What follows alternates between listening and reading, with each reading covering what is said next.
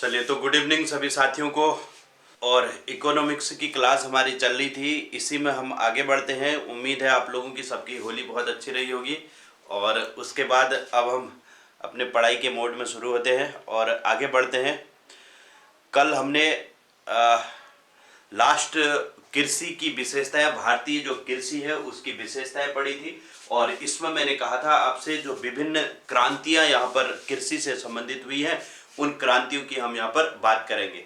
ठीक है, तो उसी टॉपिक पर हम आगे बढ़ रहे हैं। हेडिंग लिखेंगे कृषि संबंधी विभिन्न क्रांतियां। कृषि से संबंधित कौन कौन सी क्रांति हुई, इनके नाम देख लेते हैं और फिर कुछ विशेष क्रांतियां हैं उनके बारे में थोड़ा सा हम चर्चा करते हैं। एक तरफ क्रांति लिख लेना, कृषि से संबंधित क्रांति, और दूसरी तरफ उसका संबंध है, क्रांति और उसका संबंध। किस क्रांति का संबंध किससे है? जैसे सबसे पहले इसमें हरित क्रांति सब लोगों ने नाम सुना ही होगा। हरित क्रांति, हरित क्रांति का संबंध किससे है? तो ये कृषि से संबंधित है। इसका संबंध किससे है? तो कृषि उत्पादों से संबंधित जो क्रांति है उसी को हरित क्रांति कहते हैं। उसके बाद जो दूसरी सबसे फेमस क्रांति रहती है उसे हम श्वेत क्रांति के नाम से जानते हैं। तो नेक्स्ट हेडिंग लिखेंगे श्वेत, नेक्स्ट पॉइंट लिखेंगे इसमें श्वेत क्रांति, और समझते हैं कि श्वेत क्रांति का संबंध किससे है। ठीक है, श्वेत क्रांति का संबंध दुग्ध उत्पादन से संबंधित है। ये श्वेत क्रांति, श्वेत क्रांति के बारे में भी सबने सुना ही होगा। दुग्ध उत्पादन से संबंधित है। दुग्ध उत्पादन, ये दो क्रांतियां तो बहुत इंपॉर्टेंट रहती है, जिनमें से अक्सर क्वेश्चन पूछे जाते हैं। इसके अलावा देखो पीली क्रांति का संबंध, पीली क्रांति किससे संबंधित है?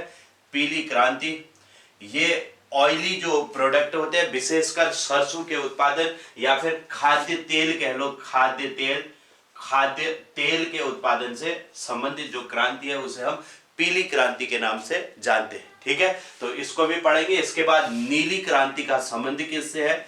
नीली क्रांति ये मत्स्य उत्पादन से संबंधित है। मत्स्य उत्पादन, नीली क्रांति का संबंध किससे है? तो मछलियों के उत्पादन से संबंधित है। अब आता है गुलाबी क्रांति। गुलाबी क्रांति किससे संबंधित है? गुलाबी क्रांति एक तो ये प्याज के उत्पादन के लिए होती है, प्याज, प्लस दूसरा अगर हम लेंगे तो झींगा मछली के उत्पादन से संबंधित है। प्याज प्लस झींगा मछली, झींगा मछली के उत्पादन से भी इसका संबंध है। ठीक है, तो प्याज और झींगा मछली जो है इनके उत्पादन से संबंधित ये क्रांति है। ठीक है, तो गुलाबी क्रांति भी क्लियर हो गया। इसके बाद एक काली क्रांति का संबंध किससे है? ये भी कई बार पूछा गया है। काली क्रांति, तो काली क्रांति जो है ये पेट्रोलियम पदार्थों के उत्पादन से संबंधित है। पेट्रोलियम पदार्थ के उत्पादन से संबंधित जो क्रांति है इसे हम काली क्रांति कहते हैं। ठीक है, या फिर खनिज तेल भी लिख सकते हो, पेट्रोलियम और खनिज तेल इनसे संबंधित है। ठीक है, कॉमा लगा के खनिज तेल भी इसमें लिख सकते हैं। तो ये है काली क्रांति, ये इंपॉर्टेंट क्रांति है। इसके बाद एक धूसर क्रांति आती है। धूसर क्रांति का संबंध किससे है? तो ये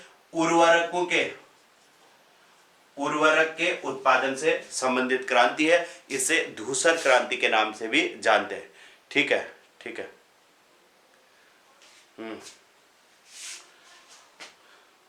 हाँ, तिलहन उत्पादन भी कह सकते हो, है ना, मतलब ऑयली जो वस्तुएं होती है उनके उत्पादन से संबंधित है, ऑयल के उत्पादन से। अब आता है रजत क्रांति का संबंध किससे है? रजत क्रांति, तो रजत क्रांति का संबंध है अंडा उत्पादन या फिर मुर्गी उत्पादन या अंडा उत्पादन से संबंधित जो क्रांति है इसे हम रजत क्रांति के नाम से जानते हैं। एक आता है इसमें सुनहरी क्रांति। सुनहरी क्रांति का संबंध किससे है? सुनहरी, तो ये बागवानी फसलों के उत्पादन से संबंधित है। ठीक है, रजत क्रांति अंडा एवं मुर्गी उत्पादन, और सुनहरी क्रांति जो है बागवानी से संबंधित है। और इसके अलावा एक इंद्रधनुषी क्रांति, इसको याद रखना, इंद्रधनुषी क्रांति अब इसमें एक नहीं विभिन्न प्रकार की जो फसलें होती है उनके उत्पादन से संबंधित है। ठीक है, तो विभिन्न फसलों के उत्पादन से संबंधित है, इसमें एक ही नहीं है इंद्रधनुषी है, तो कई सारी विभिन्न फसलों के उत्पादन से संबंधित है, विभिन्न फसलों से संबंधित है, फसलों के उत्पादन से संबंधित जो क्रांति है उसे हमने इंद्रधनुषी क्रांति नाम दिया है। क्लियर हो गया। अब एक सदाबहार क्रांति आती है, ये किससे संबंधित है इसको भी आप लोग ध्यान रख लेना। सदाबहार, सदाबहार क्रांति कहा गया है इसे, सदाबहार क्रांति। ये उन्नत किस्म की जो मिट्टी है, मिट्टी उन्नत मिट्टी कह लो, और कृषि शोध से संबंधित, कृषि शोध हो गया, कृषि में जो रिसर्च करना है, और उन्नत मिट्टी, उपजाऊ मिट्टी कह लो, उन्नत मिट्टी या उपजाऊ मिट्टी भी कह सकते हैं, है ना। और लोन लेने से संबंधित, लोन किसानों को लोन देने से संबंधित, इस तरीके से जो क्रांति बनाई गई है इसे सदाबहार क्रांति नाम दिया गया है। तो ये कुछ विशेष क्रांतियां थी जिनके बारे में, इनमें से हम कुछ इंपोर्टेंट जो क्रांति है उनको हम यहां से पढ़ना शुरू करेंगे। ठीक है, हाँ वॉइस क्लियर नहीं आ रही, गूंज रही है, अच्छा ठीक है। चलिए, तो लिखा क्या सबने ने? ठीक है, एक बार फिर से देख लो, कृषि संबंधित क्रांतियों की हम यहाँ पर बात कर रहे हैं। इसमें सबसे पहले हरित क्रांति का संबंधित कृषि से, श्वेत क्रांति दुग्ध उत्पादन, पीली क्रांति खाद्य तेल से संबंधित, नीली क्रांति मछली उत्पादन, गुलाबी क्रांति प्याज और झींगा मछली के उत्पादन से संबंधित, काली क्रांति पेट्रोलियम पदार्थ या खनिज तेल के उत्पादन से संबंधित है, धूसर क्रांति उर्वरक के उत्पादन से, रजत क्रांति अंडा एवं मुर्गी उत्पादन, सुनहरी क्रांति बागवानी फसलों के उत्पादन से संबंधित है, इंद्रधनुषी क्रांति विभिन्न फसलों के उत्पादन से, और सदाबहार क्रांति का संबंध कृषि शोध एवं उन्नत मिट्टी तथा लोन से संबंधित है। अब बताइए, अब आवाज क्लियर है क्या? अब बताओ, अब सही आ रही है आवाज? ठीक है, ठीक है। तो अब इसमें सबसे पहले आप हेडिंग लिखेंगे हरित क्रांति। अब हेडिंग, अच्छा पहले हेडिंग लिखो हरित क्रांति, नंबर 1 लिखिए हरित क्रांति। इसके बारे में थोड़ा सा समझ लेते हैं।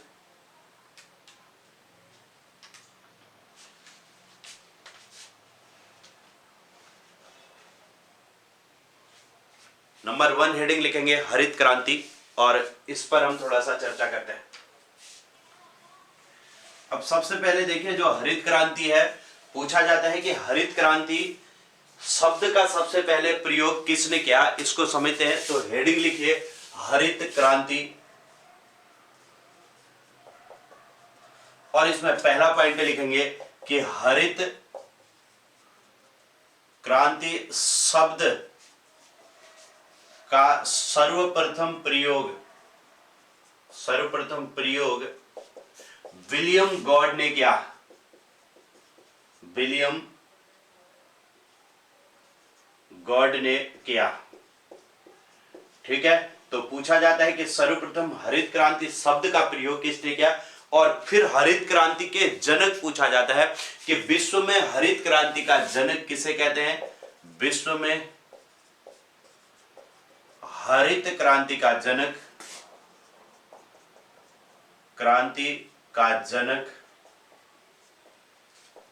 नॉर्मन ई बोरलॉग को कहते हैं। नॉर्मन ई बोरलॉग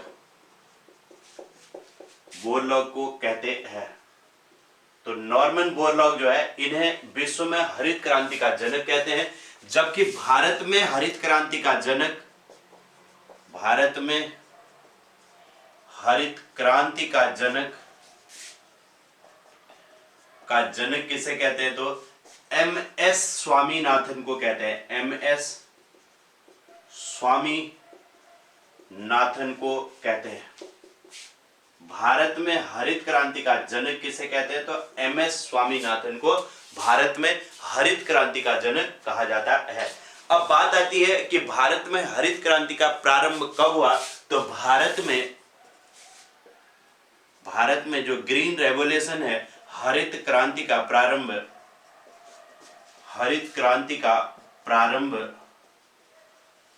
1966-67 में 66-67 में जो थर्ड 5 ईयर प्लान था, तीसरी पंचवर्षीय योजना के समय हुआ, ठीक है। उस समय पर इस हरित क्रांति का भारत में प्रारंभ हुआ था। तो भारत में हरित क्रांति का प्रारंभ कब हुआ? तो 1966-67 में, और तीसरी जो पंचवर्षीय योजना थी उस समय पर हुआ था। हरित क्रांति से सर्वाधिक लाभ, इसको भी ध्यान रखेंगे, हरित क्रांति से सर्वाधिक लाभ किन क्षेत्रों में? अब इसमें देखो दो चीजें याद रखना कि लाभान्वित क्षेत्र कौन से थे और लाभान्वित फसल कौन सी थी। तो सर्वाधिक लाभान्वित, ऐसे लिख देता हूं, लाभान्वित फसल लिख दे रहा हूं, फसल। तो ये गेहूं और जौ की जो फसल थी, इस गेहूं और धान की फसल को इससे सर्वाधिक लाभ प्राप्त हुआ था। गेहूं और धान की फसल को सर्वाधिक लाभ हुआ। और सर्वाधिक लाभान्वित क्षेत्र, हरित क्रांति से सर्वाधिक लाभान्वित क्षेत्र कौन कौन से रहे? लाभान्वित क्षेत्र किन क्षेत्रों में सबसे ज्यादा इससे फायदा हुआ? तो इसमें एक तो पंजाब हो गया, पंजाब के क्षेत्र को लाभ हुआ। दूसरा हरियाणा हो गया, हरियाणा। और तीसरा पश्चिमी यूपी, पश्चिमी उत्तर प्रदेश। इन क्षेत्रों को इससे हरित क्रांति से लाभ प्राप्त हुआ था। लाभान्वित क्षेत्र पंजाब, हरियाणा और पश्चिमी यूपी के क्षेत्र, ठीक है। तो ये है हरित क्रांति के बारे में, आप इनको बहुत अच्छे से इन पॉइंटों को याद कर लेना। हरित क्रांति शब्द का सबसे पहले प्रयोग विलियम गॉड ने किया। विश्व में हरित क्रांति का जनक नॉर्मन बोरलॉग को कहते हैं। भारत में हरित क्रांति का जनक एमएस स्वामीनाथन को। और भारत में हरित क्रांति का प्रारंभ 1966-67 में तीसरी पंचवर्षीय योजना के समय हुआ। हरित क्रांति से सर्वाधिक लाभान्वित फसल गेहूं और धान रही, और सर्वाधिक लाभान्वित क्षेत्र पंजाब, हरियाणा और पश्चिमी यूपी का क्षेत्र रहा, ठीक है। लिखिए। और हरित क्रांति की जन्म स्थली किसे कहते हैं, ये पॉइंट भी लिख लेना नोट करके। हरित क्रांति की जन्म स्थली पंतनगर को कहते हैं। किसे कहते हैं? पंतनगर को कहते हैं। हरित क्रांति की जन्म स्थली किसे कहते हैं? तो पंतनगर को हरित क्रांति की जन्म स्थली कहा जाता है। और पहला कृषि विश्वविद्यालय भी कौन सा है? पंतनगर है। पहला कृषि विश्वविद्यालय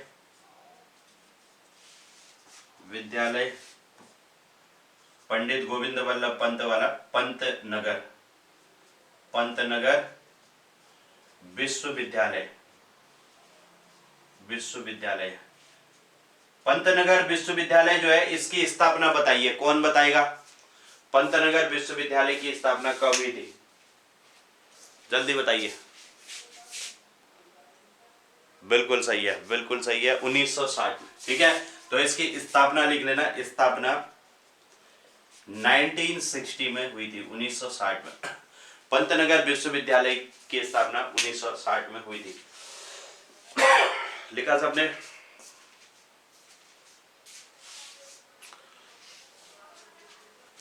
इतने फैक्ट सबने लिख लिए होंगे, ठीक है। अब देखिए, अब यहां से आगे बढ़ते हैं। कुछ फैक्ट और है। एक तो श्वेत क्रांति का जनक पूछा जाता है, इसको भी आप लोग ध्यान रखेंगे। और एक ऑपरेशन फ्लड का संबंध किससे है, यह भी पूछा जाता है, इस पर भी विशेष रूप से ध्यान रखेंगे। अन्य क्रांतियों में ऐसा कुछ खास वैसे नहीं आता, किस क्रांति का संबंध किससे है वो आपको ध्यान रखना है। तो यहां पर अब आप लोग लिख लेंगे, पॉइंट लिख लो, नोट करके लिख लो कि श्वेत क्रांति का जनक वर्गीज कुरियन को कहते हैं। श्वेत क्रांति का जनक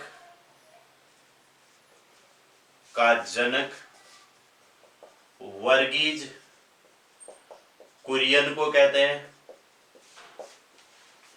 को कहते हैं। एक तो ये पॉइंट याद रखना है। दूसरा, ऑपरेशन फ्लड का संबंध किससे है? तो ऑपरेशन फ्लड का संबंध दुग्ध उत्पादन से है। दुग्ध उत्पादन से है, उत्पादन से है। तो ये दोनों पॉइंट यहां पर आप लोग लिख लेंगे। और एक पॉइंट है राष्ट्रीय खाद्य सुरक्षा मिशन। अच्छा, इसको मैं बाद में, इसके बाद लिखाता हूं, पहले आप इसको लिख लो। और एक भारतीय चारा अनुसंधान कहां स्थित है? भारतीय चारा अनुसंधान लिख लेना। भारतीय चारा अनुसंधान कहां स्थित है? तो ये झांसी में स्थित है। चारा अनुसंधान कहां है? झांसी में। ठीक है, झांसी यूपी में यह भारतीय चारा अनुसंधान है। और भारतीय सब्जी शोध संस्थान कहां है? इसको भी लिख लेना। भारतीय सब्जी शोध संस्थान, शोध संस्थान ये वाराणसी में भारतीय सब्जी शोध संस्थान स्थित है। ठीक है,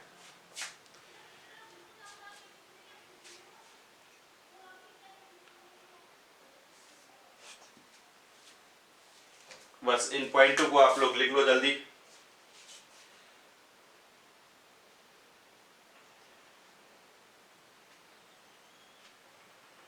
एक लिख लेना, केंद्रीय खाद्य तकनीकी अनुसंधान संस्थान। केंद्रीय खाद्य तकनीकी अनुसंधान संस्थान ये कहाँ है? तो ये मैसूर में स्थित है। कहाँ है ये? मैसूर में। ठीक है, केंद्रीय खाद्य तकनीकी अनुसंधान संस्थान मैसूर में स्थित है।